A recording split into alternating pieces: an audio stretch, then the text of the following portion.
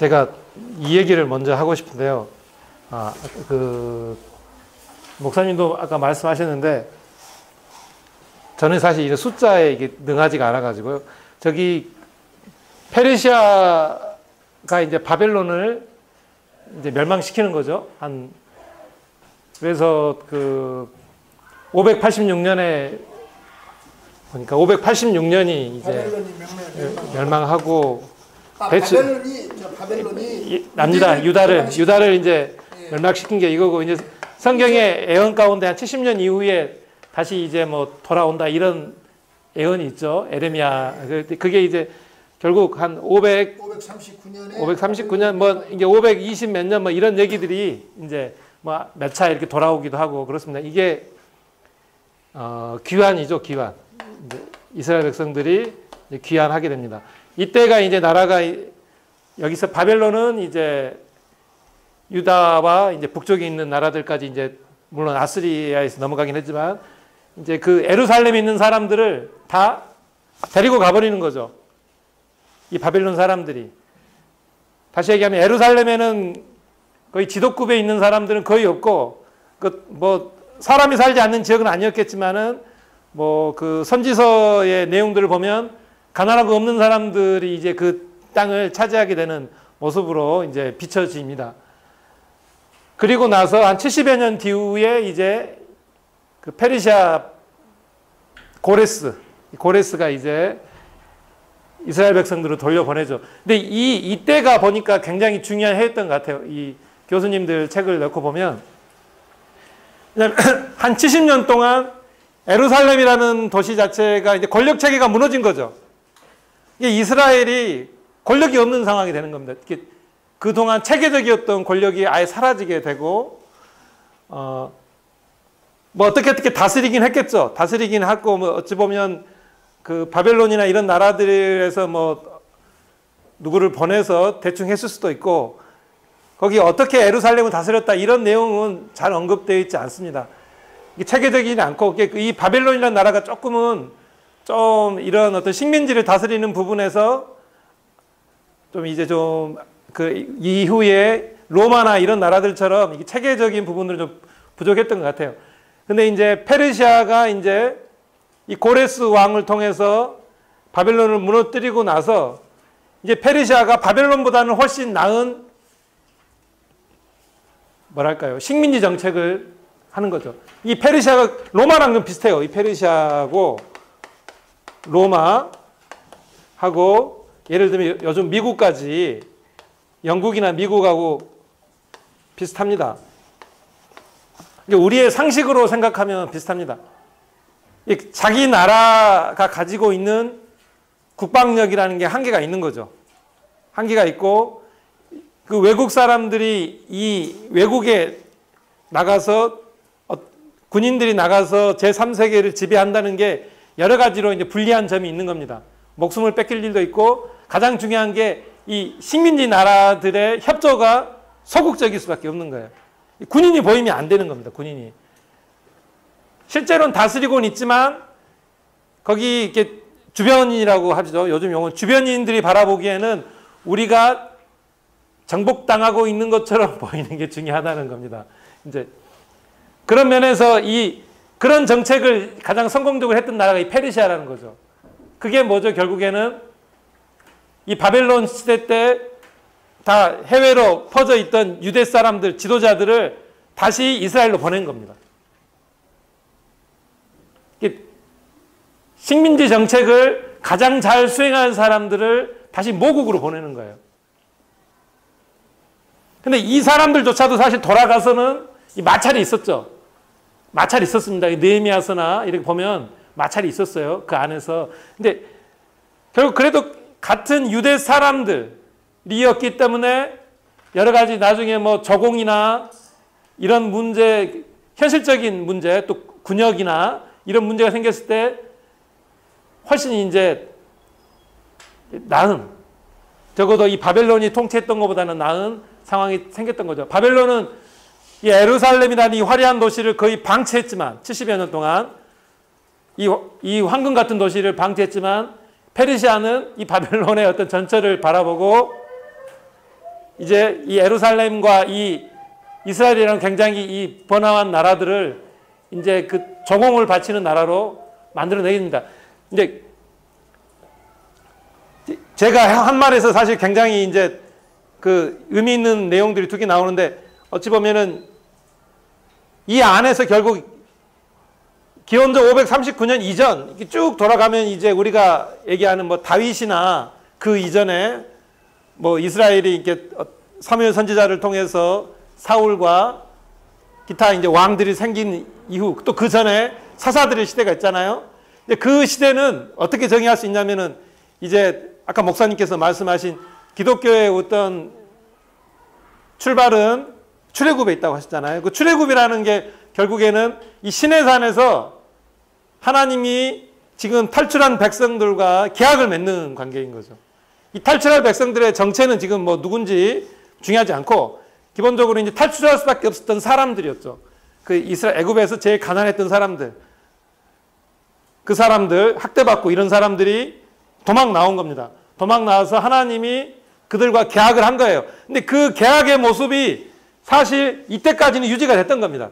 539년 때까지는. 왕은 세워졌지만 왕이 세워졌다는 게 사울과 다윗이 왕이 세워졌다는 게 상당히 큰 변수긴 하죠. 그 변수는 이제 외부적인 상황 때문에 생긴 겁니다. 그 이스라엘을 침략했던 여러 이방 민족들에 대해 대항하기 위해서 이스라엘 민족들이 얘기를 하죠. 우리도 왕을 세워달라. 그런 면에서 하나님은 화를 내고 했지만 그래도 왕은 세웠더라도 이 이스라엘이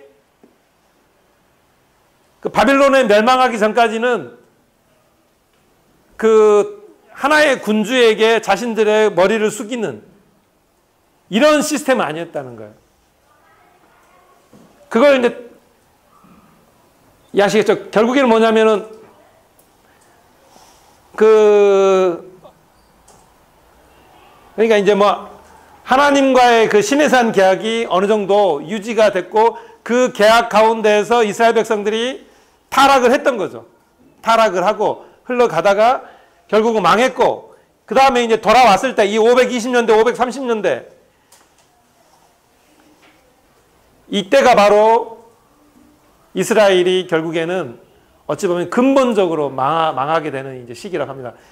왜냐하면 그 대표적인 게 이제 이제 이 국민이 이분화가 되는 거예요.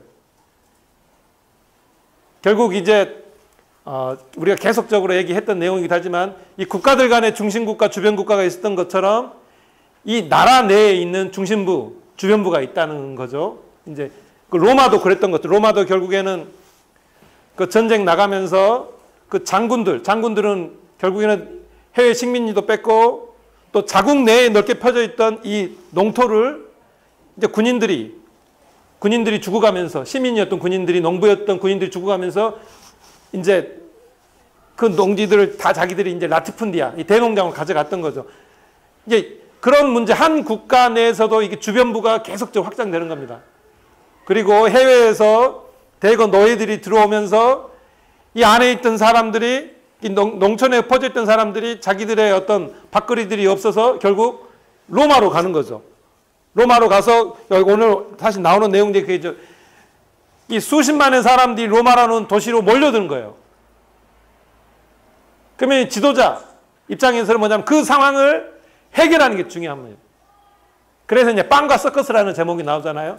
이 사람들이 하루에 두 끼든 세 끼든 먹을 수 있는 거는 제공을 해야 돼요.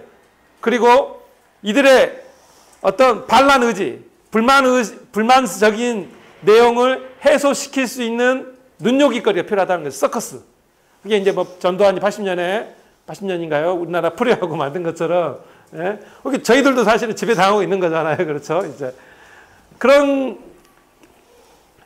상황이 생기는 결국에 뭐냐면 결국 이제 쉽게 생각하면 이 해외로 나라가 퍼지고 국력이 나아가고 결국 이 안에서 이 국민들의 어떤 굳건한 그 국방체제나 납세적인 어떤 그런 시스템이 망가지게 되면 나라가 흔들린다는 겁니다. 결국에.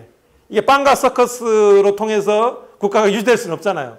망각은 할 수 있지만 그게 결국에는 문제가 터지는 거죠. 예를 들어 이집트나 이런 나라들이 가뭄이 생기면, 대규모 가뭄이 생기면 그 100여만 명의 이 사람들을 먹일 수 있는 이 쌀이나 밀가루가 들어올 수 없는 상황이 돼버리는 거죠. 그 전에는 그럴 필요가 없죠. 작은 농이 있으면 자기들이 알아서 해결하는 거예요. 결국에는 뭐 굶으면 굶은 대로, 가뭄이면 자기들이 알아서 물을 어떻게든지 해결해 나갔는데, 이제 대규모 이 농장 체제가 되는 순간 그게 안 되는 거죠. 이 자기들이 심고 싶은 거 뭐 이윤에 의해서 올리브가 남겠다 그러면 그 농지가 다 올리브로 바뀌는 겁니다. 그래서 쌀이 부족하는 상황이 생기고, 그 쌀을 해외에서 이집트나 이탈리아 이런 데서 가져왔는데, 이집트나 다른 식민지에서 가져왔는데, 이제 제일 많은 게 애굽이었죠. 이집트가 제일 컸으니까 그 외부적인 변수에 의해서 이게 휘둥거리게 됐던 겁니다. 근데 임원들은 3시 30분에 모입니다. 결국은 그 연습 때문에 잠깐만 모이고 빨리 끝나겠습니다. 3시 30분 이 중심부 주변부로 한 국가 국민이, 한 민족이 나뉘게 된 사건이 결국 이 530여 년 전 그 페르시아로부터 이스라엘에 그 흩어졌던 사람들이, 그들은 대부분 이제 지도자들이었죠. 지도자들이 돌아왔을 때 이제가 문제가 생깁니다. 그리고 이제 그게 이제 이 성전이라는 걸로 인해 다시 이제 하나의 이미지화 되는 거죠.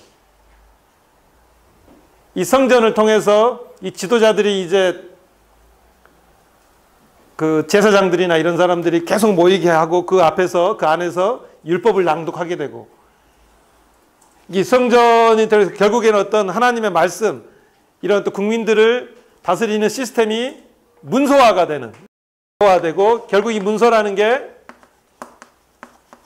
이제 계급화가 되는 겁니다. 이제 그게 이제 이런 상황, 530여 년 전, 530여 년, BC 530여 년 이 상황에서 이제 결정적으로 중요하게 됩니다. 예루살렘을 중심으로 하는 그 페르시아로부터 돌아왔던 집단 체제와 예루살렘이 아닌 퍼져 있던 사람들, 결국 이 사람들은 보시면 알겠지만은 느헤미야나 이런, 느헤미야가 그러죠. 그 고레스 같은 사람을 굉장히 칭송을 합니다. 그 100년, 200년간 이 돌아온 사람들은 이 페르시아 왕을 위한 기도도 하고 그래요. 이 성경에도 나옵니다. 이제 페르시아의 하나의 식민지로서 자신들의 정체성을 인정을 하고 들어가요. 돌아온 사람들은. 근데 이 체제가 결국에 유지가 돼요. 마케도니아 가고 몇 년 안 되죠. 530여 년 가서 한 150년, 한 300년, 400년간이 결국에는 좀 이런 흔들림 가운데 있었던 겁니다. 예루살렘과 비예루살렘. 그러니까 이 사람들의, 예루살렘에 있던 사람들에 대해서 이 갈릴리나 이런 사람, 특히 갈릴리 사람들은 이전에 느꼈던 동질감은 없었던 거죠. 그래서 우리가 뭐 예를 들어 시편을 봐도 이제 대표적인 차이가 이때 이제 성전 국가가 되면서 이제 보통 얘기하죠. 에스라에 의해서 주도적으로 모세오경과 여러 성경들이 이제 집필되었다고 하잖아요. 이게 굉장히 그런 이게 좀 뭐랄까 좀 귀족적이고 이게 굉장히 정리가 잘 돼 있는, 하나님과 사람들 간의 어떤 집단적인 정리, 율법으로 인해서 딱 정리가 되죠. 근데 사실 그 전에 정리가 되어 있던 내용들은 사실 의외로 시편 같은 거예요. 시편 같은 것들은 개인과 하나님에 대한 관계, 그리고 개인이 살다 보니까 당했던 내용들, 이게 정의, 불의, 하나님 어떻게 해주십시오. 이제 이런 어떤 자기 고백들, 자기 이야기들, 자기 인생들이 많았던 거죠. 근데 결국은 이 성경들끼리도 충돌이 일어나는 상황이 됩니다. 그러니까 예수님이 사실은 이 시편에 대한 내용들을 인용하지 의외로 모세오경에 대한 내용도 별로 없어요. 그게 이렇게 억눌렸고 자신들의 삶에 대해서 묘사를 했던 것들, 이제 그런 내용들을 일단 530여 년 이전에 사사시대가 아니었다 하더라도 왕이 이스라엘의 전체 지역을 실제로 통치하지 못했던, 뭐 형식적인 왕은 아니었겠지만은 뭔가 좀 하나님과 백성들과의 어떤 그 관계, 실제로 이스라엘 민족들의 왕은 여호와 하나님이었다. 현실적인 왕이 있든 없든 간에 사람들의 정서상으로는 그 시대에는 신앙들이 이렇게 어떤 개인 대 하나님의 관계로 살아 있었지만, 이 성전 신학, 이 페르시아로부터 돈 먹는 이 사람들이 와서 뭐 그들의 신앙이 좋건 안 좋건 간에 그들의 이제 이 사람들의 후손들이 결국에는 나중에 사두개인 바리새인들이 되는 거죠. 이게 나쁘다는 게 아니고 결국에는 이게 계급화됐다는 건 뭐냐면 사람들도 계급화된 반면에 그 이방 민족들에 대한 이방 지배 민족들에 대한 저항들 자체도 뭔가가 서로가 이제 다른 모양새를 가지게 됩니다. 이들은 이제 지도자급들은 어떤 좀 더 체계적이고 문서적인 것들을 위주로 나아가는 반면에 뭐 이들이 사실 나중에 마카비 혁명도 일으키고 열심히 하기도 합니다. 근데 이 주변부에 있는 사람들, 갈릴리나 이런 사람들은 좀 더 이제 보편적인 역사에 또 드러나지 않는 어떤 투쟁들, 직접 전쟁을 하지 않더라도 예를 들어 뭐 그냥 곡물을 심지 않거나 아니면 뭐 사보타지라 같은 뭐 좀 일을 게을리 해버리거나 아니 그러다가 결국에는 뭐 자기들 내부에서 폭동이 일어나서 뭐 수만 명의 사람들이 학살되는 이런 일도 벌어지고 이제 결국엔 좀 다른 식의 얘기들이라는 거죠. 이제 이 제국주의에서는 이런 내용이 굉장히 중요한 것 같아요. 같은 민족 안에 이 사람들이 서로 다 하나다. 한 민족이 꼭 하나의 이야기를 가지고 있다라는 생각에서 벗어나야 된다. 이게 제국주의에서는 굉장히 어떤 이 정신적인 배경으로 중요합니다. 그리고 그 정신적 배경이 결국 우리가 알고 있는 복음서의 정신하고 중요한 겁니다.